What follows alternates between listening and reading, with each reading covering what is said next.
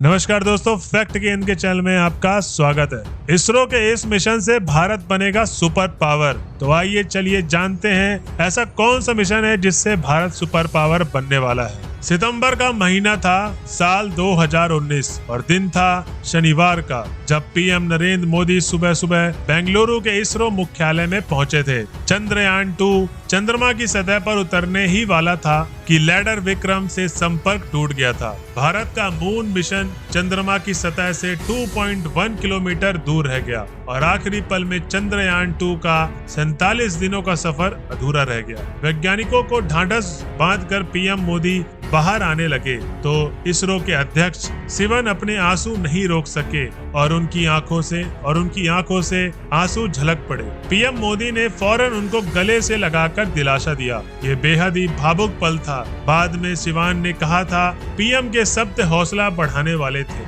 उन्होंने हमें हौसला रखने को कहा और उम्मीद को जिंदा रखने के लिए प्रेरित किया। तो वही दोस्तों बता दे, यही वो उम्मीद थी जिसे 2023 में इसरो चंद्रयान 3 से 2024 में गंगायान मिशन से लगाए हुए हैं। भारत के अंतरिक्ष में सुपर पावर बनने की दिशा में यह मिशन महत्वपूर्ण होगा। टेक्नोलॉजी वॉर में तमाम देशों के बीच होड़ सी लगी हुई है, जब सब स्पेस में अपने अपने मैदान ढूंढने में लगे हुए हैं। अमेरिका को पीछे छोड़ने के लिए चीन भी तेजी से मुंह तोड़ मेहनत करने में जुटा हुआ है, इसलिए उसने भी स्पेस मिशन की घोषणा की है। तो चलिए सबसे पहले 5 पॉइंट के बारे में जानते हैं क्या है चंद्रयान 3 की तैयारी, क्योंकि इस मिशन का सबसे पहले 2023 में भारत लॉन्च करने जा रहा है। मिशन चंद्रयान 3 मिशन चंद्रयान 2 का उत्तराधिकारी मिशन है। चंद्रयान 2 का उद्देश्य चंद्रमा के दक्षिणी ध्रुव का एक रोवर को उतारना था। भारतीय अंतरिक्ष एजेंसी के अध्यक्ष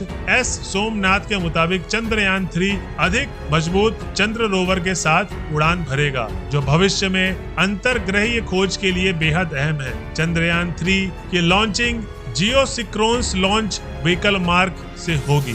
वहीं दोस्तों जो दूसरा पॉइंट है, पहले से कितना अलग होगा चंद्रयान मिशन। अंतरिक्ष एजेंसी प्रमुख का कहना है कि चंद्रयान 3 रोवर पुराने चंद्रयान 2 की कॉपी नहीं है, इसमें रोवर है। अंतरिक्ष एजेंसी प्रमुख का कहना है कि चंद्रयान 3 रोवर अपने पुराने चंद्रयान 2 की कॉपी नहीं है, इसमें रोवर है। इंजीनियरिंग काफी अलग है, हमने इससे और अधिक मजबूत बनाया है ताकि पिछली बार की तरह समस्या ना हो। इस बार कई बदलाव किए गए हैं। इम्पैक्ट लैग्स मजबूत हैं, इसमें बेहतर उपकरण होंगे। रोवर को विकसित किया जा रहा है ताकि यात्रा की जाने वाली ऊंचाइयों की गणना करने, खतरे से मुक्त स्थानों की पहचान करने के लिए अलग अलग तरीकों का इस्तेमाल किया जा सके और इसमें बेहतर सॉफ्टवेयर होगा। वहीं दोस्तों जो हमारा तीसरा पॉइंट है कि आखिर इस मिशन से क्या साबित होगा। सितंबर 2019 में चंद्रयान 2 मिशन के दौरान लैंडर विक्रम चंद्रमा की सतह पर दुर्घटनाग्रस्त हो गया था। हालांकि ऑर्बिटर अभी भी काम कर रहा है। चंद्रयान 3 मिशन के अंतर्गत भेजे जाने वाले लैंडर में करीब 4 थ्रॉटल इंजन को शामिल किया गया है, जिसका इस्तेमाल लैंडर को सतह पर उतारने के लिए किया जाएगा। अब तक भारत ने किसी भी दूसरे ग्रह पर और उसके उपग्रह पर कोई भी रोवर लैंड नहीं करवाया है। चंद्रयान 3 हमारे इसी सपने को पूरा करेगा। ये मिशन इसरो के आने वाले कई दूसरे बड़े मिशन के लिए रास्तों को खोलेगा। अभी तक अमेरिका, रूस और चीन को चांद की सतह पर सॉफ्ट लैंडिंग में सफलता मिली है। सॉफ्ट लैंडिंग का मतलब होता है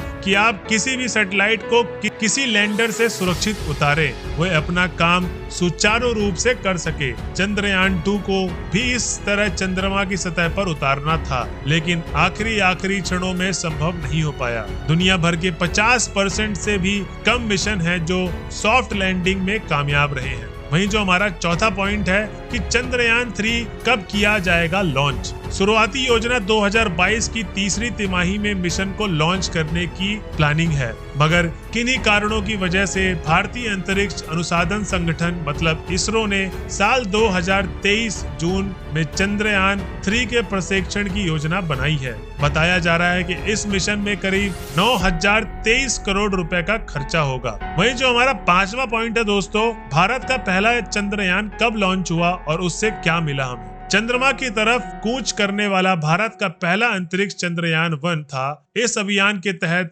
एक मानव रहित यान को 22 अक्टूबर 2008 को चंद्रमा पर भेजा गया और यह 30 अगस्त 2009 तक एक्टिव रहा। इस यान को चंद्रमा तक पहुंचाने में 5 दिन लगे, लेकिन चंद्रमा की कक्ष में स्थापित करने में 15 दिन का समय लगा। चंद्रयान का उद्देश्य चंद्रमा की सतह के नक्शे के साथ साथ पानी की अंश और हीलियम की तलाश करना। चंद्रयान 1 में चंद्रमा से 100 किलोमीटर ऊपरी 525 किलोग्राम की एक उपग्रह ध्रुवीय कक्ष में स्थापित किया गया। इस उपग्रह में अपने रिमोट सेंसिंग उपकरणों के जरिए चंद्रमा की ऊपरी सतह के चित्र भेजे। चंद्रयान 1 के साथ भारत चांद पर यान भेजने वाला छठा देश बन गया था। वही दोस्तों बता दे 2024 में हासिल करेंगे हम लोग सबसे बड़ा मुकाम, क्योंकि अंतरिक्ष के लिए भारत का पहला मानव मिशन गंगायान 2024 में लॉन्च की संभावना है, लेकिन बिना चालक दल के जी मिशन को 2023 के अंतिम तिमाही में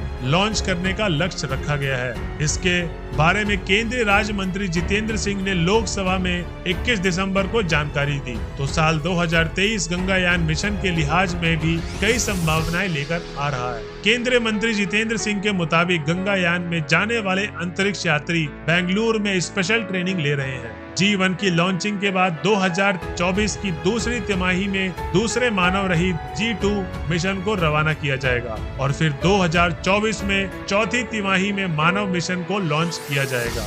जी हाँ दोस्तों, हम बता दें इसरो के मिशन गंगायान के जरिए 3 क्रू मेंबर्स को 3 दिवसीय मिशन के लिए 400 किलोमीटर की ऑर्बिट में लॉन्च किया जाना है। उन्हें देश के समुद्री हिस्सों में सुरक्षित उतारा जाएगा। स्पेस में जाने वाले भारतीय अंतरिक्ष यात्री कौन होंगे, यह डिटेल में अभी सामने नहीं आई है। यह 10,000 करोड़ रुपए का प्रोजेक्ट है जो भारत में भविष्य के अंतरिक्ष प्रयासों के लिए महत्वपूर्ण साबित होगा। यह पहली बार होगा जब इंडियन एस्ट्रोनॉट्स को स्पेस में भेजा जाएगा। इस मिशन की सफलता के बाद भारत का नाम उन देशों की लिस्ट में शामिल होगा जो स्पेस में अपनी मौजूदगी दर्ज करा चुके हैं। अब तक अमेरिका, रूस और चीन ही स्पेस में इंसानों को भेजने में कामयाब रहा है। भारत स्पेस में इंसानों को भेजने वाला चौथा देश बन जाएगा। वहीं दोस्तों बता दें भारत के आगामी स्पेस मिशन कौन से हैं। Venus mission. इसरो ने भी शुक्र के लिए एक मिशन की योजना बनाई है। इसरो के अध्यक्ष एस सोमनाथ के मुताबिक भारत दिसंबर 2024 तक शुक्रयान को स्पेस में भेजेगा। शुक्र पर सल्फ्यूरिक एसिड के बादल हैं, ऐसे जो इस ग्रह को घेरे रहते हैं। इसी वजह से इसका वातावरण काफी जहरीला है। इन्हीं सब चीजों को बारीकी से अध्ययन करेगा। पृथ्वी के बाहर जिस ग्रह पर सबसे पहले इंसान की नजर पड़ी वह शुक्र था, लेकिन फिर इसे भुला दिया गया। फोकस में आ गया मंगल। अब फिर से शुक्र पर ध्यान दिया जा रहा है। उम्मीद है कि इस अनोखे ग्रह के बारे में कोई नई जानकारियां सामने आएंगी। और वहीं जो दूसरा हमारा मिशन है अपकमिंग, वो है आदित्य L1 मिशन। इसरो सूर्य से जुड़े अनुसंधान के लिए आदित्य L1 मिशन की तैयारी कर रहा है, जो सूर्य के लिए भारत का पहला मिशन होगा। यह सूर्य और पृथ्वी के बीच L1 लॉजिकल पॉइंट तक के लिए प्रस्तावित है। यह मिशन सूर्य का नजदीक से निरीक्षण करेगा, इसके वातावरण और चुंबकीय क्षेत्रों के बारे में भी अध्ययन करेगा। तो दोस्तों आज की वीडियो आपको कैसी लगी प्लीज हमें कमेंट बॉक्स में जरूर बताना, और अगर वीडियो अच्छी लगी होगी तो हमारे चैनल को लाइक, शेयर, सब्सक्राइब करना ना भूले। मिलते हैं नेक्स्ट वीडियो पे। आज के लिए बस इतना ही दोस्तों, धन्यवाद।